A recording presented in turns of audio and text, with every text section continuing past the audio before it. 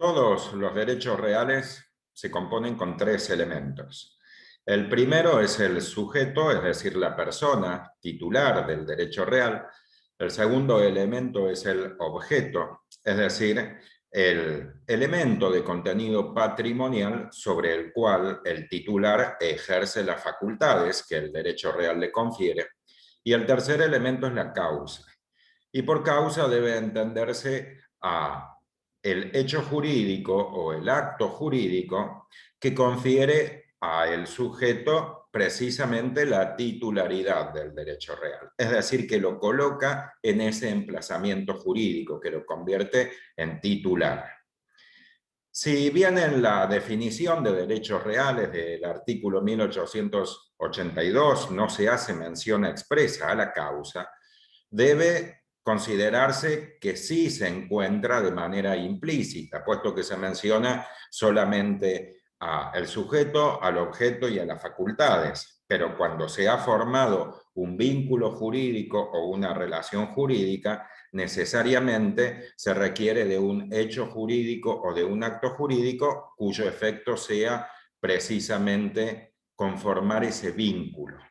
De ahí entonces que la causa de los derechos reales surge de la definición de hecho jurídico y de la definición de acto jurídico de los artículos 257 y 259, que para la exposición lo voy a compartir en la pantalla y también voy a compartir la enumeración de los principios que rigen la causa, que rigen este elemento.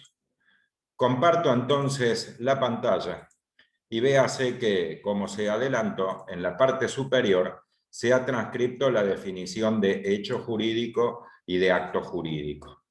Y son dos definiciones muy semejantes, porque véase que el hecho jurídico es el acontecimiento que, conforme el ordenamiento jurídico, produce el nacimiento, la modificación o la extinción de relaciones o de situaciones jurídicas. Por su parte, el acto jurídico es el acto voluntario lícito que tiene por fin inmediato la adquisición, modificación o extinción de relaciones o situaciones jurídicas. Son dos definiciones amplias que se aplican de manera genérica a lo largo de todo el derecho civil. Pero cuando se las considera como causa fuente y además de los derechos reales, deben modificarse de manera sutil estas definiciones, de modo tal que el hecho jurídico, entendido ahora precisamente como causa fuente de los derechos reales, debe ser entendido como el acontecimiento que, conforme al ordenamiento jurídico, produce el nacimiento solamente. Dejarse de lado modificación o extinción, y cuando se alude a relaciones o situaciones jurídicas debe entenderse solamente de derechos reales. Por su parte, el acto jurídico debe ser entendido como el acto voluntario lícito que tiene por fin inmediato la adquisición de derechos reales. En otros términos, cualquiera de las dos figuras, cuando tienen por fin inmediato la constitución o la adquisición y de un derecho específicamente de índole real, se configura como causa fuente de ese derecho real. Tómese, por ejemplo, que una persona X, que puedo ser yo, soy titular del derecho real de dominio de dos objetos, de dos inmuebles. A uno de los inmuebles, por ejemplo, el primero, lo heredé, es decir, que me convertí en titular por sucesión, por herencia. Y al segundo objeto, al segundo inmueble, lo compré. Es decir, lo adquirí de manera voluntaria mediante la celebración de un acto jurídico. Entonces, fíjese que respecto del primer inmueble, soy titular del derecho real de dominio porque se produjo un hecho jurídico que es el fallecimiento del causante y debido a mi situación de heredero, el ordenamiento jurídico me confiere la titularidad de los derechos patrimoniales, la titularidad del dominio, en este caso, de lo que era titular el fallecido, el causante. Por su parte, respecto del segundo inmueble, el que compré, véase que por efecto del contrato de compra-venta y seguido de la entrega material del objeto, es decir, de la tradición, me he convertido en titular del derecho real de dominio, puesto que el acto jurídico tiene por fin inmediato precisamente que el adquirente, que soy yo, reciba la titularidad del enajenante, es decir, del vendedor. Es claro que en ambos casos soy titular de dominio, es el mismo derecho y por lo tanto las facultades son las mismas. Puedo poseer, usar, percibir los frutos y también modificar o degradar ambos objetos, ambos inmuebles, pero al primero lo adquirí por un hecho jurídico, que es el fallecimiento del causante, que produce los efectos que se consagran en el ordenamiento jurídico. Y al segundo por el acto jurídico que se configura primero con el contrato de compraventa y seguido de la puesta en posesión, es decir, de la entrega del objeto.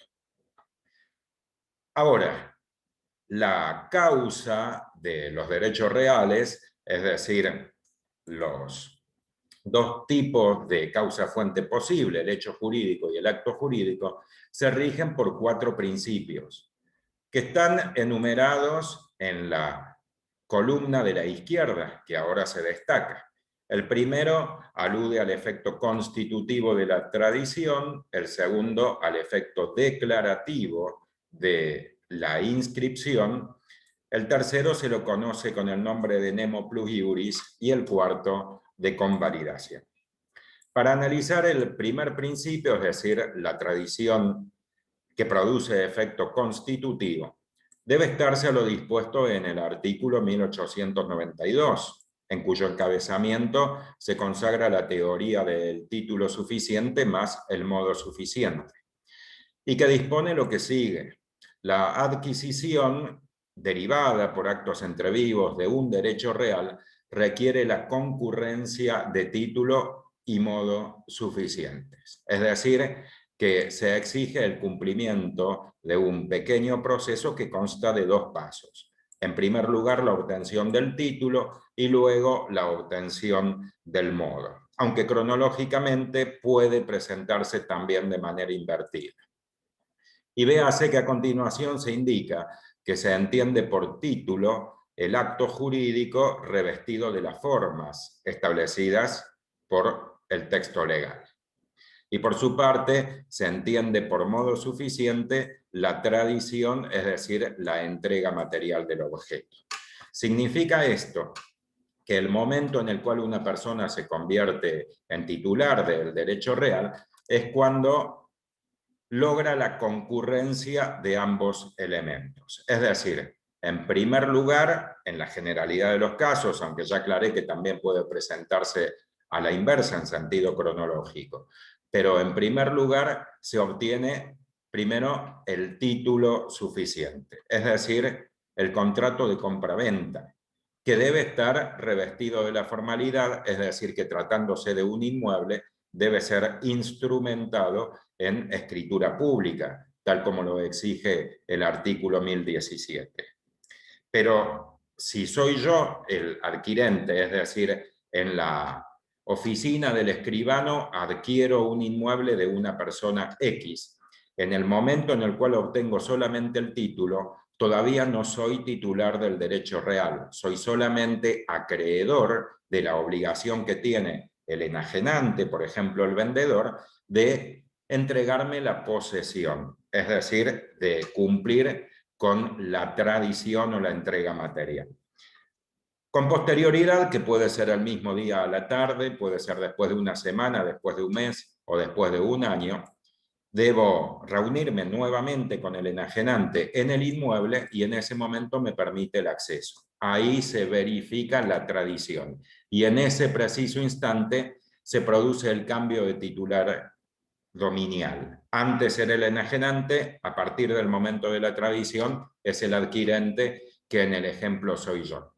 Es decir, que a partir de ese momento se producen todos los efectos de la titularidad de un derecho real. Por ejemplo, si ese objeto es riesgoso y produce un perjuicio a alguien, seré el civilmente responsable. Si ese objeto genera frutos, estaré facultado para percibir los frutos. Si ese objeto genera obligaciones propter rem, que son las que están a cargo del titular, en ese caso tendré a mi cargo el cumplimiento de las obligaciones que se derivan de la titularidad. Véase que en nada afecta el modo de pago, si se pagó en el título, si se pagó en el modo, si se pagó en cuotas o si no se pagó nada, porque también se aplica para una donación, sino que lo que interesa al efecto del cambio de titularidad es la concurrencia, la unión del título suficiente más el modo suficiente, es decir, del contrato de compraventa o de donación o de permuta, seguido de la entrega física, de la entrega material del objeto.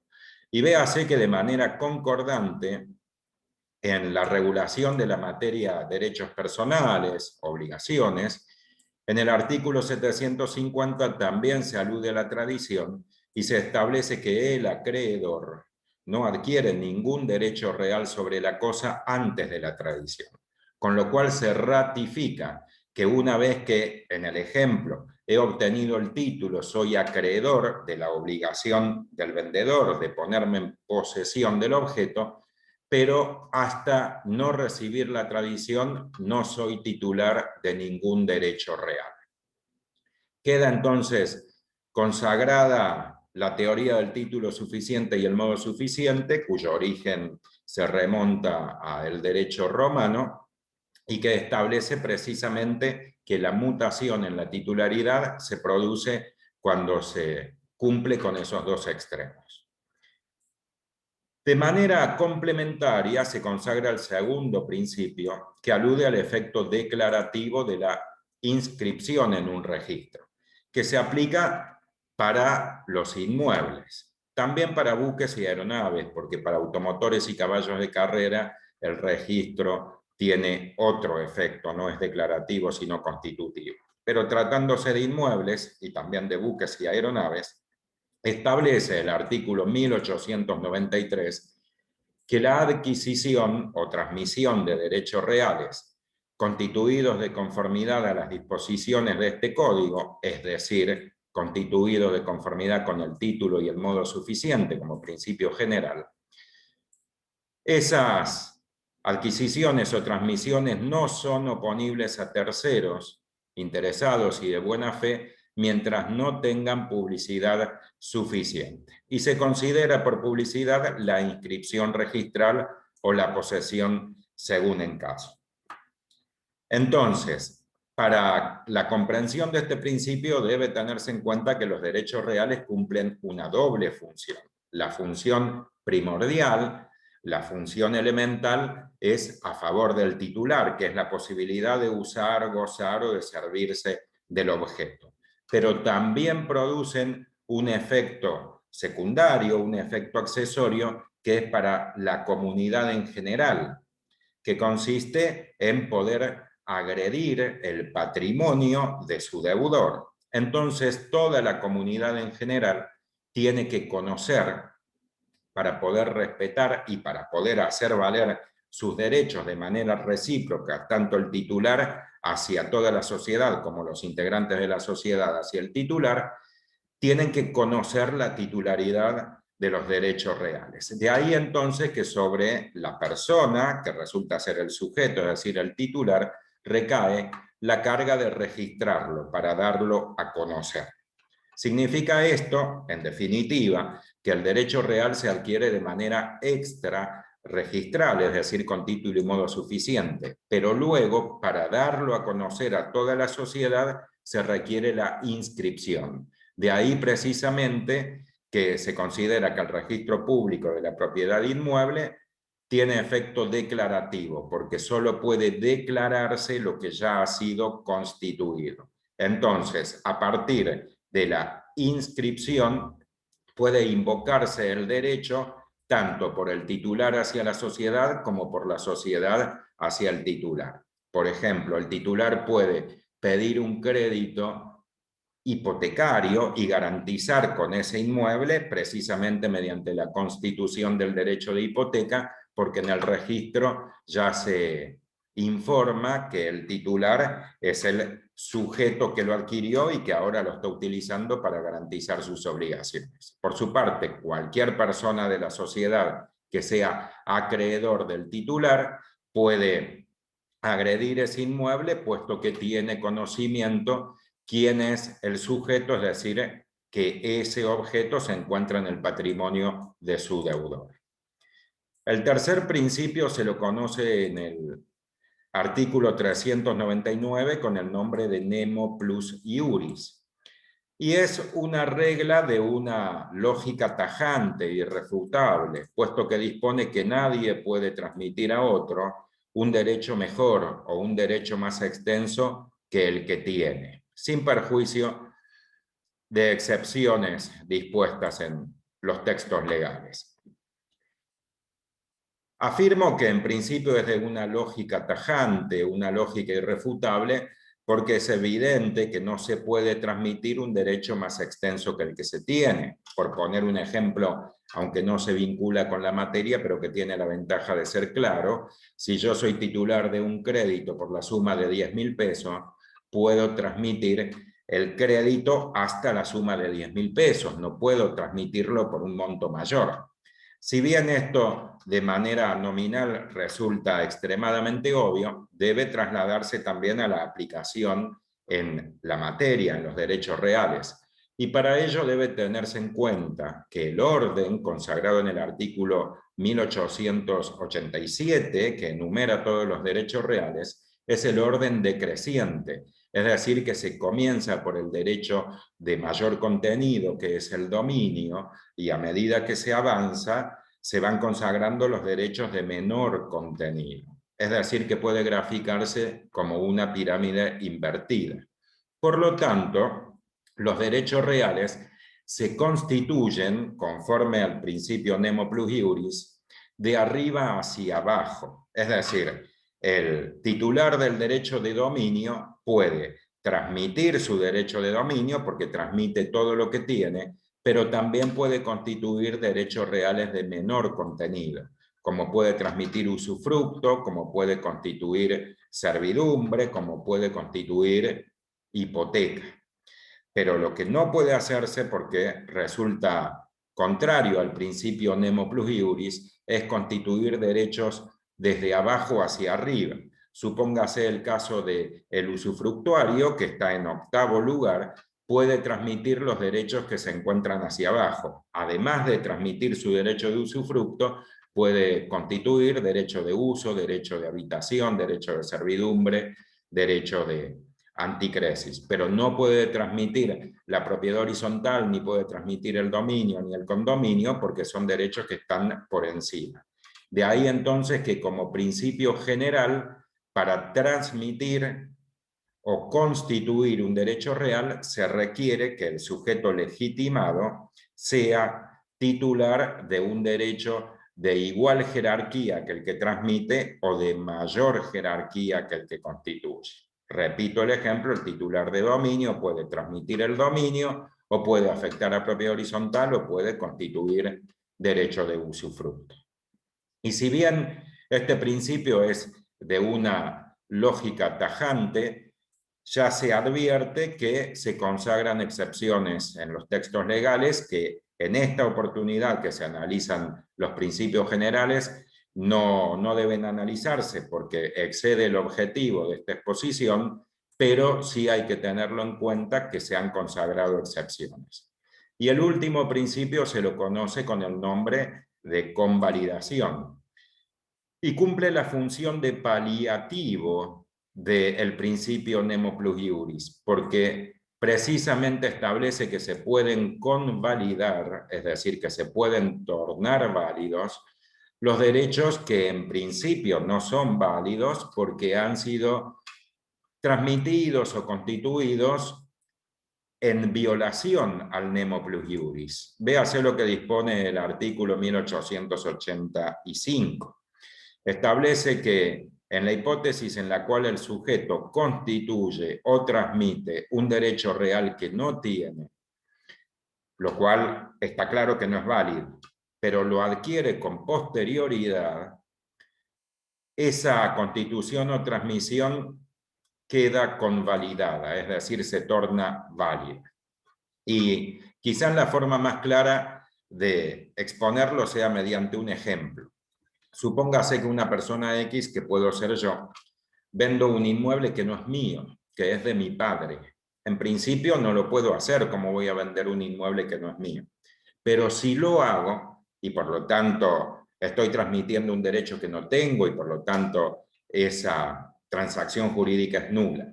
Pero si lo hago y luego mi padre fallece y yo heredo el inmueble, la transmisión que hice se torna válida, porque transmití el derecho que no podía hacer, pero lo adquirí con posterioridad.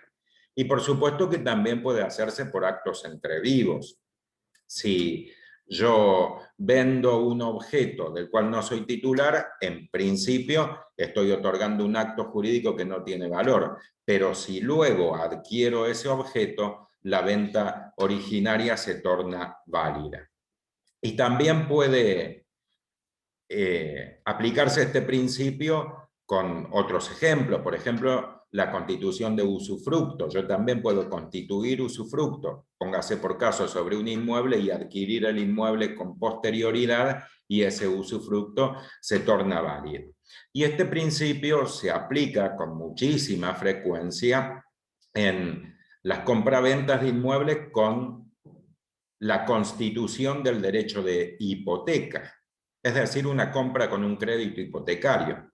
Véase al respecto que para el otorgamiento de este negocio jurídico tan frecuente se requiere la aplicación de este principio, de la convalidación, porque debe tenerse en cuenta que cuando el adquirente obtiene el título, es decir, el enajenante le otorga la escritura a favor del adquirente, y el adquirente en ese mismo acto constituye hipoteca a favor generalmente de la persona jurídica, del banco que le prestó el dinero para pagarle al enajenante, está constituyendo hipoteca sobre un inmueble del cual todavía no es titular dominial, puesto que recién ha obtenido el título, pero todavía no obtuvo el modo. Y sin embargo ya está constituyendo la hipoteca.